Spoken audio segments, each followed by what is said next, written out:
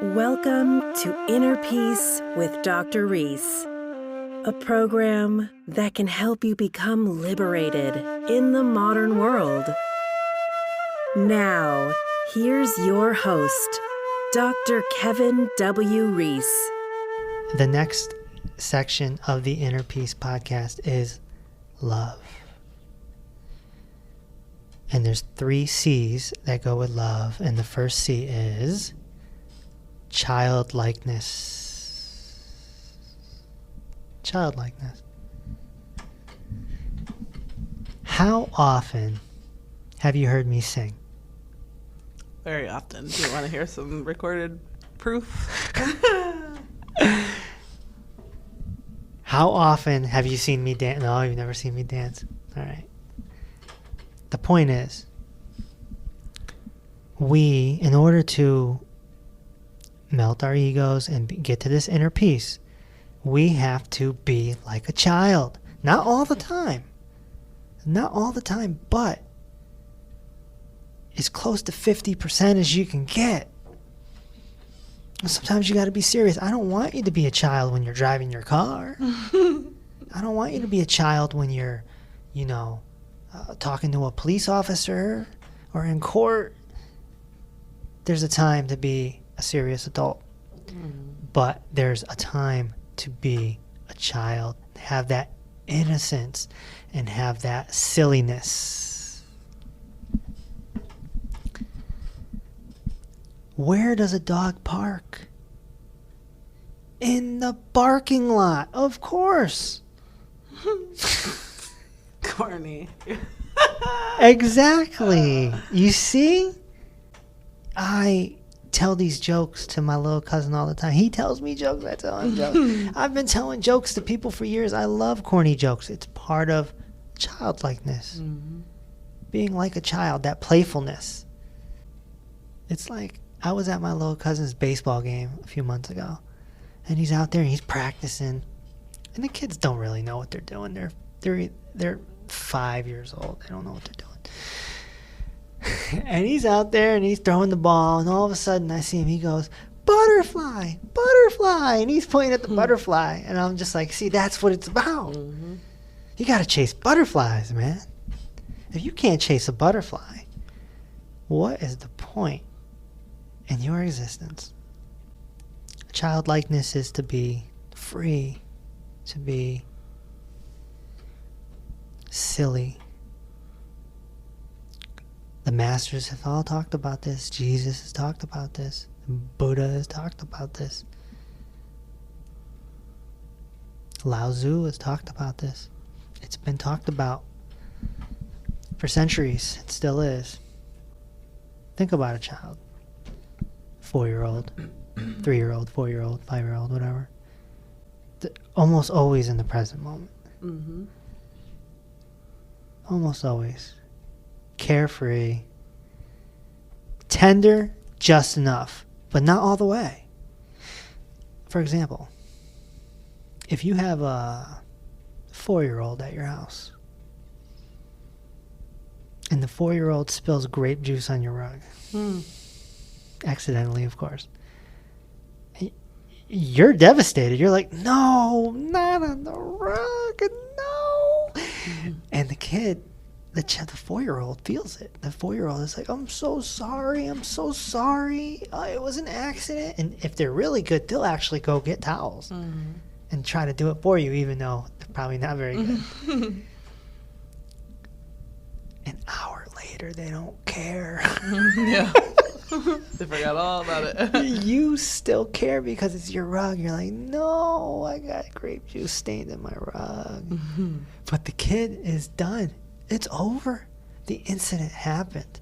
Now the kid is just outside chasing butterflies like, wee. That's childlikeness, To be able to tell silly jokes. I test my jokes out on women all the time. If she can't handle one of my childlike jokes, there's no sense in continuing the conversation in regards to romance or even friendship for that matter. companionship for that matter. Because I want somebody that likes the jokes. Why did the teenage fish get kicked out of ocean school? Why? It got caught with the seaweed. I mean, come on. What's life without silly jokes? The ability to jump on your bed or sing a song. It doesn't have to be a Chris Brown song. It doesn't have to be a Michael Jackson song. Make it up. Oogly like boogly. Hoo-loo-loo-loo-loo. Whatever. Just to be free. To be open and free and carefree. You ever see couples like get into some sort of playful fight with like, I don't know, it could be snowballs on a snowy day. All of a sudden, boom, you get hit with a snowball. Ah, why did you do that? Now you're in a snowball fight. Playful. Water balloons. Pillow fight. How about a pillow fight? You know? Don't you remember those moments? Have you ever had those moments where you went to your friend's house to stay over, or your cousin's house or whatever, or they came to your house and you're sleeping in the same room and something funny happens and you're both on the same wavelength as far as the joke? Like peeing your pants laughing. And you're like peeing your pants, you're crying, laughing, you're like, oh, it's the funniest thing ever. That's childlikeness. Mm-hmm. It's very rare you get two 50-year-olds peeing their pants off of a joke, you know? Mm-hmm. You know why? Because the older we get, and the more our ego gets crystallized and bigger, we take life so serious. So serious. Master Osho says seriousness is the root cause of all illness. Seriousness. Everything's so serious. You see Democrats arguing with Republicans. So serious. Right? You see religions arguing with each other. Why so serious? There's an innocence about a child. Going back to your daughter, right? Your daughter is now 12. That innocence is, it's gone. It's gone. Yeah. But you remember it 5 years ago, right? Yeah. There's a purity about a child, an innocence, an aw shucks type of attitude. Aw shucks. Oh well. Favorite restaurant's closed. Oh well. When you can give a child some crayons and a blank piece of paper, and they will draw their little hearts out and color their little hearts out. But what about adults? Nope. I will. It's not gonna look very pretty, but I'll do it. And so you should. And so we should. Color. And paint. And be creative. You go to a Zen monastery, you do art. You do art stuff. You go to certain ashrams, you do art. You know, you go to the Osho Meditation Resort in Pune, India. They got dancing. They got painting. They got archery. All these things that are sort of creative and put us in that present moment. This is by design. You ever see a child watching cartoons? Mm-hmm. Or a Disney movie? I mean, they're locked in. Oh, yeah. They're locked in. Completely captivated. They don't have many worries. No. A kid. They don't have to. They're taken care of. They're taken care of. They don't worry about bills. They don't worry, period. You know, they don't really worry. The only thing they worry about maybe is like something happening to their parents. I think that's like the only thing. Or if they grow up in a home where there's fighting, they kind of get that innocence taken away and get to worry at a young age. And the other one is when they start going to school. Yep. Kindergarten is usually all right, but once they get in the first grade, once they get in the, I think once they get around that, other kids and influence, it changes everything. And well, that goes back to what you said about parents fighting, or the neurotic family passes down the neurotic tendencies to the child. But you take a child, if we didn't have this structure in the society we have, and we just lived sort of in communal living, villages, if you will, and all the children were homeschooled and everyone knew the kids. It's like you're an uncle or aunt to all the other kids too. And there was this communal living.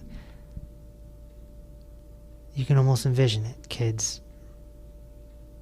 running in the fields, chasing butterflies, playing on the little playground, climbing trees, helping in the garden, climbing trees, like you said, and being around like-minded families, like-minded children, like-minded parents. Completely different upbringing than the way it is now. And that's how it used to be, and that's how it should be. It takes a village. It literally takes a village because they need, kids need. But now, kids are trapped in a box called a house. And a box called a phone. Well, you could make a case that the phone represents like the ankle bracelets that they put on prisoners. Yeah. That's like your little monitor. Yeah. That's a good thing about them. You can get an app where you can track, you could see where your daughter is right now by her phone. You don't even need an app on iPhone. You just do the location thing. Okay. Yeah. Well, she does that to me. Okay. She'll be like, why are you here? Who's the mother? Well, so that's the society we're living in. They're trapped in a box with one or two people. Sometimes those people fight,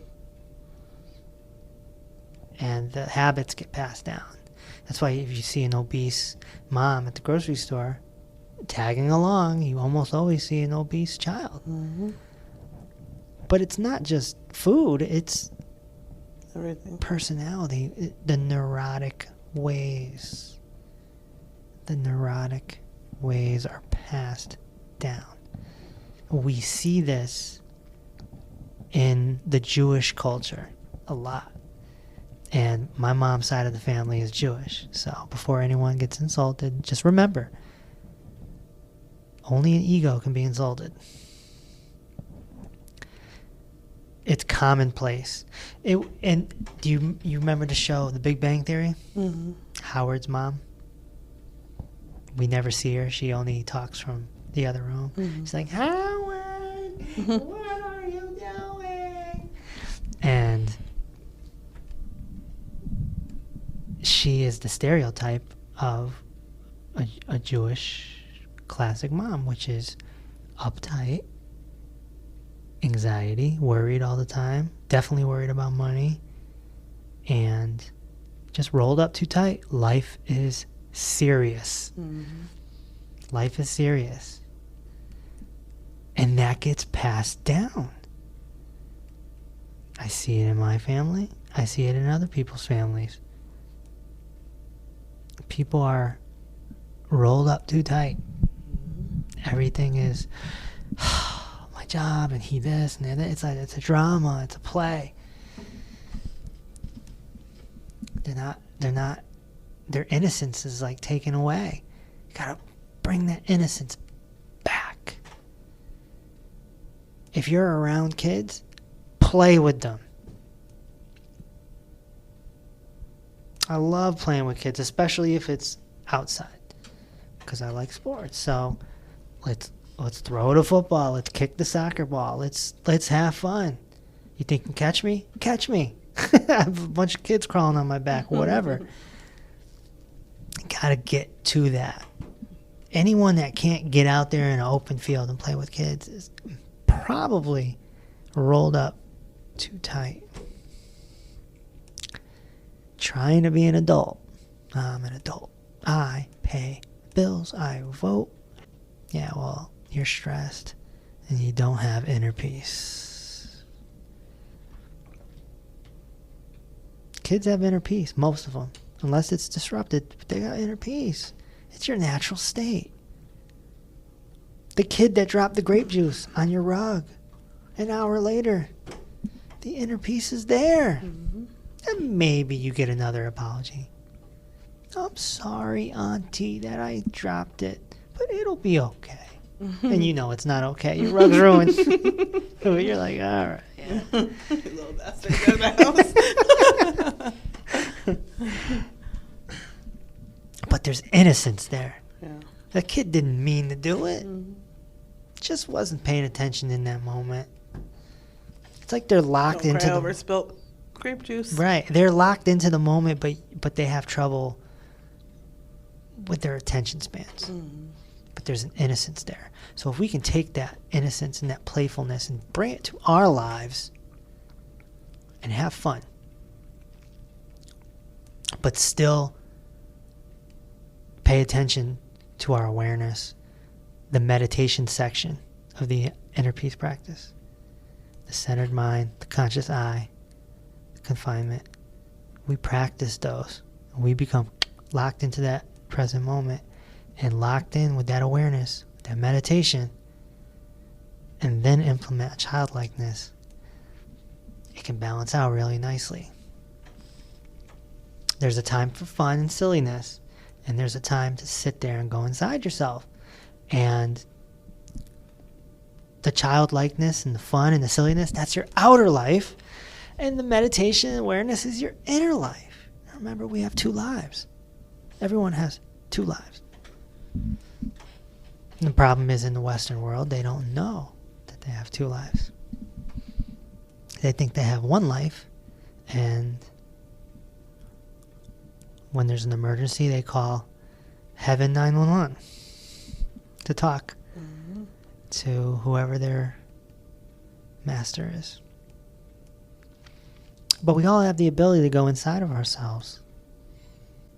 And childlikeness is part of love. It's part of love. It's not, when people think of love, they think of romance. They think of having a spouse and being married, and that's not what love means. It's not. Love is a universal connection to all things. Not just humans, but flowers and grass and trees and animals. It's a connectiveness to everything. And knowing that you're not separate. That Buddha quote about, I can't say it word for word, but if you like a flower, you'll pick it to have it, and if you love it, then you'll just watch it grow. Right. That's an Osho quote. That's an Osho quote. Don't pick the flower because it's going to die. Let it grow naturally from the ground. That's what it's supposed to do. Mm-hmm. And we don't recognize what real love is because we've been conditioned and programmed and socially engineered to think it has to do with falling in love, public displays of affection, and sex, and having kids and getting married and having a house and a white picket fence. And that's not what it is. Love is helping a stray animal, doing charity work, it's having fun, it's dancing, it's singing, it's having friends. You know, that's love. Working in the garden. How about laying in the sun? Laying in the sun. How about bowing to a tree? How about that? Or hugging it. Or hugging a tree. Hugging a tree, yeah. That's love. That's love. Not killing another animal. Mm-hmm. Yeah. Not being involved with killing another animal. That's love. I mean, have you ever met someone who has a childlikeness? Oh yeah. Like, sometimes some adults have too much. Mm-hmm. They don't know how to turn it off. Yeah. They're almost like a big kid, you know? You know why? Because they don't have the balance of the meditation. If they had the balance of the meditation, then it would all be balanced out. If they follow the inner peace practice. I could easily joke all the time. I don't. I joke when it feels right. Be playful when it feels right. Apparently, it feels right every time you leave me a message. Makes me laugh though, so it works. And yeah, so, but there's times to be focused. Mm-hmm. You know. Going back to the women that I said earlier, I tell women silly jokes all the time and joke around all the time. Let me tell you. Some, can't take it. Dudes They too. can't take it at all. Mm-hmm. They look at you as an immature, crazy man. Like, how does this guy write books and do seminars? I don't get it. Crazy. Woo. But they're too stuck. Uptight. They're too uptight to recognize playfulness, childlikeness. I love it when I meet a girl with that amazing humor. And I like being around people that can joke and have fun, but not all the time. It can't be all the time. Mm-hmm. It just can't be all the time. That's what my mom says about like meeting another guy after being married to my dad for 43 years and then him passing away. Mm-hmm. I tell her she should date and stuff. She's like, well, nobody has his sense of humor. Mm-hmm. Yeah. It's very hard to find that. Yeah. That's like the one thing she can't get past. Right. Everyone likes to laugh. Yeah. Everyone wants to laugh. If you can't make me laugh or deal with my sense of humor and the way I joke around, I don't tell jokes, but I joke around a lot. Yeah, you do. And if you can't, if you can't. You're known to be funny. You're known to be funny. Maybe you miss your calling. You should be a comedian. Yeah, right. Not that funny. Yeah, humor is really important. Who wants to be with someone that's Serious all the time. all the Ugh, time? it's exhausting. No, thank you. Oh my gosh. I mean, the stuff that I was doing on the radio in the old days. Did you guys do like a joke of the week? Idiot fact of the week. Yeah, Idiot fact of the week. those are funny. And I would sensationalize it as it's the most important thing you're ever going to hear in the history of your life at this moment. And it would be something so weird like, did you know toilet paper used to be made out of wood? You know? But it's not the fact that was that funny. It was the presentation and that it was being sensationalized and exaggerated. Yeah. And people would call in. people love the idiot fact of the week. For whatever reason, that was our most popular segment. And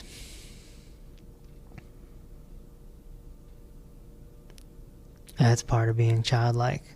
Sarcasm. Exaggeration. You know? Doesn't sarcasm kind of... It can get condescending if you Yeah. do it wrong. Yeah. But yeah, I'm definitely very sarcastic. Gianna is too. She definitely got that from me. Oh, I had a girl just today. Just today. And so I was interested in her like last year or something like that. And it didn't work out because she's stuck in her ego. So I can recognize all this stuff. She got mad or annoyed because I didn't pick up the phone one time. And I never called her back. but I was still texting. Ouch. And so she didn't really address it, but she faded away. You know how that goes, right? Mm-hmm. Anyway, we reconnected recently. Hey, how you doing? What's going on? Blah, blah, blah. And she put up a post with fruit. So I joked with her and I said, now we can get married, LOL, right? Right? Because everybody knows I eat a lot of fruit. And she replies, sure. Meet me at Town Hall on July 35th. Love it. That's great. Oh my gosh. Shout out to Ashley. So funny. I mean, I just burst out laughing. It's just, and I tell her, I heart your humor, you know. And then she says, do you still not answer the phone? and it's right there. You can see it. And I say, you're really hung up on that? We could have been married by now, making love on the beach. Oh, damn. But she has a great sense of humor. If a girl doesn't have that type of sense of humor, oh my gosh. Yeah. I can't. Kick rocks with flip-flops. Yeah. You meet me at Town Hall on On July 35th. I love mean, that. That's awesome. I gotta use that next time I get proposed to. Which will probably be in the next few days. Gotta love it. But And when you naturally have that with somebody, that's cool too. Like you understand each other's humor. But she doesn't have everything else. How old is she? 20? Knowing you? Oh, we're not doing. This isn't Tinder. This isn't the Tinder podcast. I'm just using her as an example. Yeah, because many people. She has to grow into this is. No, you can't grow into it, because in order to grow into it, you have to be aware. Yeah. If you're not aware, then you're a walking zombie. But you don't know that you're a zombie. The tiger doesn't know it's a tiger until it looks at its reflection in the pond. If this young lady would follow the inner peace practice, then young lady, she would evolve into your wife, something more. No, I don't get. I'm not getting married. That marry stuff is just jokes, like for real. Yeah. But we have to purify ourselves, and we have to get the meditation portion down. And meditation is another word for awareness, really. People think that it's an action. It's not. It's a state of being. Meditation is a state of being. And so that has 3 C's. Purification has 3 C's. And love has 3 C's. And if we can just get these 9 little C's in order, these 3 sections in order, then we will evolve into a supreme kind of inner peace. You'll live a great life. Whether you're rich, whether you're poor. Be a child. Sometimes. It's like a 50-50 thing. Don't be a child like Michael Jackson was a child still. That's different. Yeah, that's... Don't get stuck in childhood because of your messed up childhood. If you do that, go to therapy. Yeah, We're not telling you to do that. Michael Jackson is like... It's almost an immature... Yeah, naive. Well, that's that's naive. Yeah, well, he got stuck like that because of his messed up childhood. People get stuck. That's a psychological thing. I think they call it Peter Pan syndrome. Yeah. He took it to the next level. And I think building an amusement park at your house Called Neverland. Ironically. Neverland, yeah. It's not a bad idea if you got the money. Yeah, but the rest of it. Yeah, he went too far with it. But I think it's important to have parents around. Yeah. Even when we're doing the sunny stuff with kids, parents got to be there. Parents got to be a part of it, But children also have that wonder, that curiosity. They ask a lot of questions, and that's something that we can learn too. Yeah, we know things, right? Because we've experienced them through the decades. But the reality is we don't know as much as we think. Yeah. Because it's a mysterious world. 90% of the time, Gianna asks me a question, I'm like, Google. I have to Google it to give her the right answer. Well, I think the most important statement we can make is I don't know. I don't know is a good statement. There's nothing wrong with I don't know. And if more people could get in that childlikeness of I don't know, the world would be a better place because we don't know. We think we know. Think about all the religion stuff. People get caught up in belief. Belief is a hell of a drug. Racism is another example. Mm-hmm. That's a belief. Yeah. That's a belief. That's drilled into kids when they're coming up. Nobody's born that way. Right. No kids are racist. No. So belief is a hell of a drug. And kids don't really believe in anything unless you teach them to believe. Mm-hmm. Santa Claus, good example. Kids don't know nothing about no Santa Claus in Saudi Arabia. Right? That's a Western thing. Mm-hmm. But when everybody's in on the joke and you go to school and they got a Christmas tree and you watch television and you see Santa commercials, all the kids in America and South America think Santa Claus is coming. But the wonder, the curiosity, as adults, stop getting caught in duality and drop the beliefs, drop the opinions, and develop a childlike mind of wonder. I wonder if. Who made the pyramids? I don't know. I wonder. If I went to Egypt, and I hope I get that opportunity one day, if I go to Egypt and I went on a tour to see the Great Pyramids, I would ask a million questions. Mm-hmm. When I was at the ashram in 2012 and I met my mystical mentor, and I might have said this on the podcast already, but I asked a million questions. He didn't offer any information. I had to ask. Mm-hmm. I dropped my duality and I just wanted to get as much as I could because I didn't know how much time I had with this dude, you know. Ask. A lot of people wouldn't have done that. They wouldn't have done that. They're already caught in their beliefs, and they just would have been, hey, nice to meet you, bye. They would have never picked up on it. We have to wonder. We have to be curious. Drop the beliefs. That's what everything. Politics, religion, race. People need to stop trying to figure out how the world was created. You know, this side, the Big Bang, this side, Adam and Eve, this side, God. You know, it's like, relax. You don't know. Just say it. Mm-hmm. Just say it. Everybody should just sit down, relax, and just say it. It's a beautiful statement. I don't know. Just say it. Just say it. But people don't want to say it.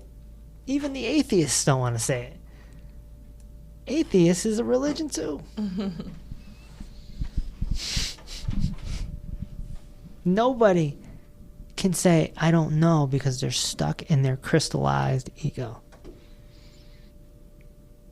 And everybody wants to be right.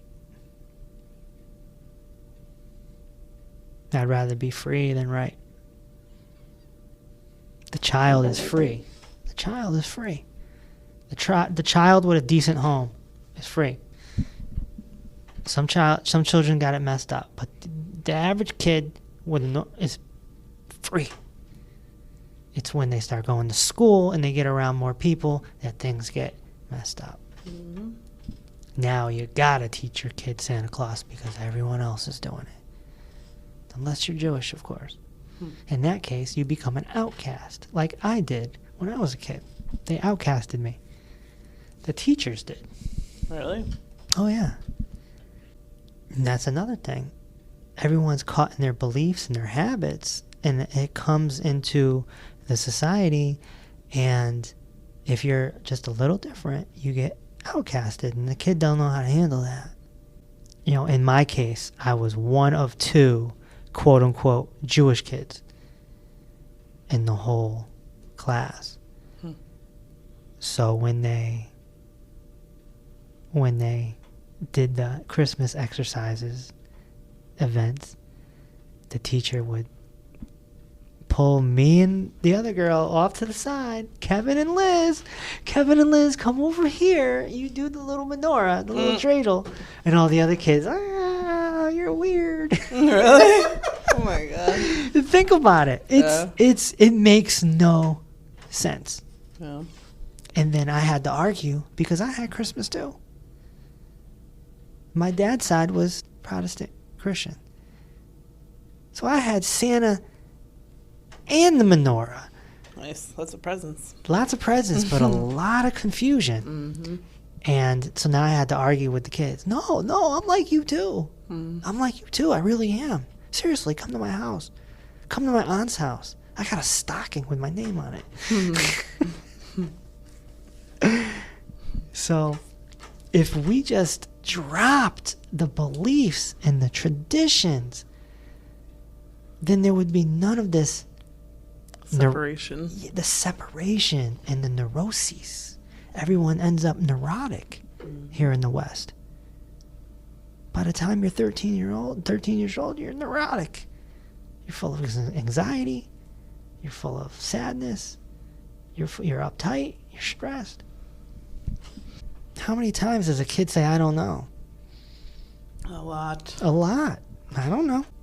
Why is the sky blue? Well, I don't know.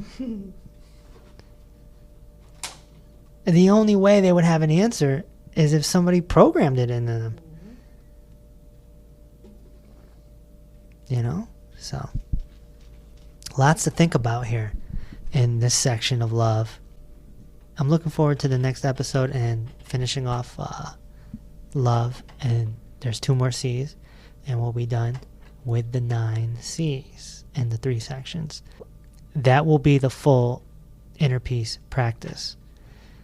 And then we can do some episodes on, and touch on ego a little more and inner versus outer and things like that. But we're getting there. If you're just tuning into this podcast, it's really important to go back, start at episode 1. Treat every episode like it's a discourse. Listen to 1 episode a day, as close to once a day as you can. Put this practice to practice. Right? If you want more info, go to drreese.com. That's doctor spelled out. Look for me somewhere on social media. I'm not a big fan of social media, but I am there. Instagram at dr.reese. That's DR, not doctor spelled out. Facebook is Dr. Reese, DR. It's only doctor spelled out on the website because there's another Dr. Reese out there somewhere that got drreese.com. So you can hit them up too. Say Dr. Reese said to email you, Dr. Reese. So we'll see you on the next podcast. Walk with peace. Thanks for listening to Inner Peace with Dr. Reese. If this episode opened your heart, feel free to share on social media and tell your loved ones. Also, be sure to subscribe so you never miss an episode. Until next time, may peace be with you.